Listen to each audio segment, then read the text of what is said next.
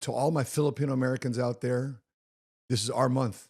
Happy Filipino American History Month. If you want to cut to my screen right quick, little fun fact. About 10 years ago, I was invited to the White House. This was the invitation. And we got sent out. We got the, I don't know, is there another? There it is. Okay. So we were invited out October 2nd, which is an epic day in Washington, D.C.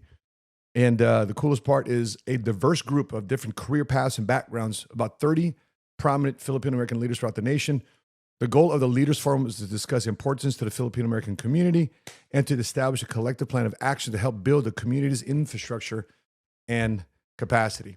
And so when we went out there, it was a blast. Let me just show you some of the pictures we had.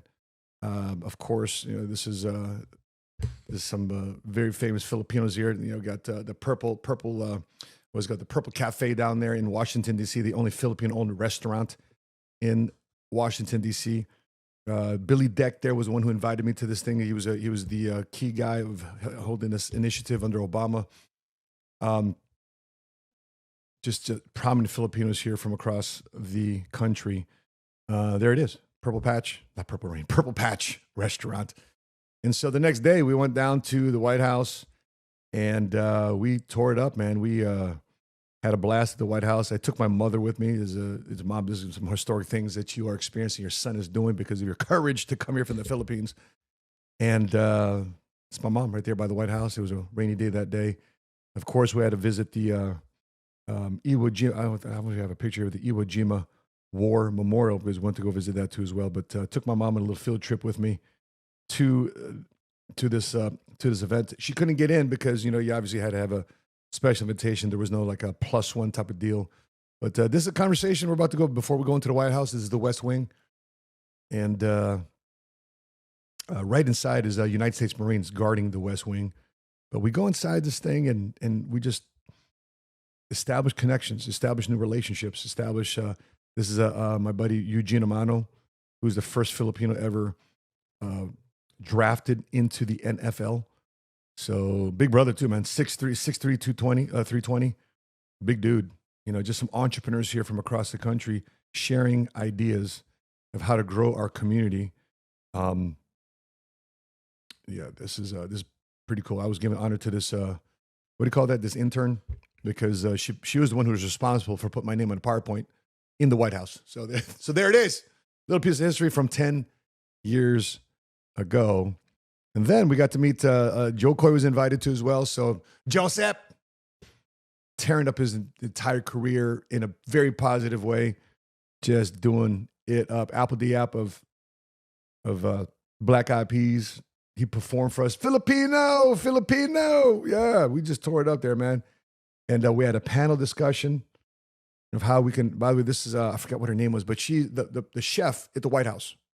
Totally forgot her name, brain fart right now. But she's been a chef there for 20 years. Would you believe a chef in the White House for 20 plus years, 3 different administrations, is a Filipino woman? And of course, we had to have song and performance, dance, you name it. Panel discussion there. Just means there's a senator from Hawaii, happens to be Filipino. So lots of Filipinos are starting to do the thing, man. And this is our month, Filipino American History Month. So what is Filipino American History Month? More than just marking this moment, Filipino American History Month celebrates the long journey, resilience, and contributions of Filipino Americans, from field workers and nurses to soldiers to artists to entrepreneurs and leaders. It's not just remembering history, it's about recognizing the Filipino American impact in America today, reclaiming our identity, and rewriting our future in America. And it reminds every Filipino American that we are not just part of America's past, but we're also builders of the future. Not all Asians in America share the same story. Because I'm not Chinese American. I'm not Korean American, although we definitely love Korean barbecue. I'm Filipino. And our story coming to America is different. While other Asian communities came to America with capital, community connections, we came to America with callous hands, nursing degrees and certificates, and carry-on luggage. While many other Asians inherited networks, we became humble, hardworking, hopeful, and we inherited night shifts. While they passed down assets, we passed down expectations. We were raised to serve, not to scale. And when we spoke up, we were told by other Filipinos, as if you're somebody. Somewhere along the way, we confused humility with hesitation. That we became the silent workforce that does its part to keep America running, but barely the owners who run America. Let's take a look at history. Black Americans turned struggle into soul. They built culture from pain. Latinos, they turned labor into legacy. They built economies from sweat. And what about Filipinos? We built resumes and stopped there. We're another minority group in America that still celebrates a college degree like it's equity.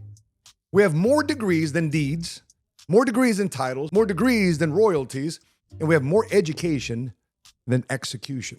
Oh, by the way, we are not oppressed. We're just overeducated and underactivated and lacking gratitude. And I'm saying this with love, not shame. Our parents and ancestors that came over here to America sacrificed everything so we can have opportunity. But opportunity means nothing if we keep asking for permission to use it. And our generation has to break that cycle. Filipino pride can't just wave flags and stop at how great our food is. It has to show in business ownership, in innovation, and in leadership. We send billions back home to our relatives overseas. Now, that's love, but we're almost building nothing there because that's lost leverage. We're creating in our homeland an era of dependency, of expectations, and sadly, even entitlement in our families in the Philippines. We build hospitals, but we don't own them. We fill the classrooms, but don't fund them. We fill the churches, hallelujah, but rarely lead them. It's time to stop being grateful to belong. That's just not good enough. It's time to start being bold and bold enough to build. Because the next chapter of Filipino American history, it's not written in ink. It's written in equity. Not by our pain, but by our power.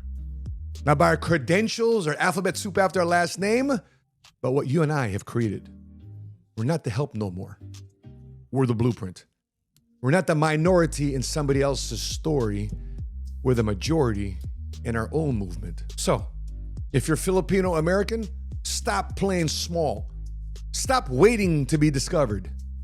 Build, lead, own, multiply. Because not all Asians share the same story. And this one, we're just getting started. Mabuhay po sa inyo. Tara na. If you like that clip, watch the next one over here. To watch the full-length episode, click over here.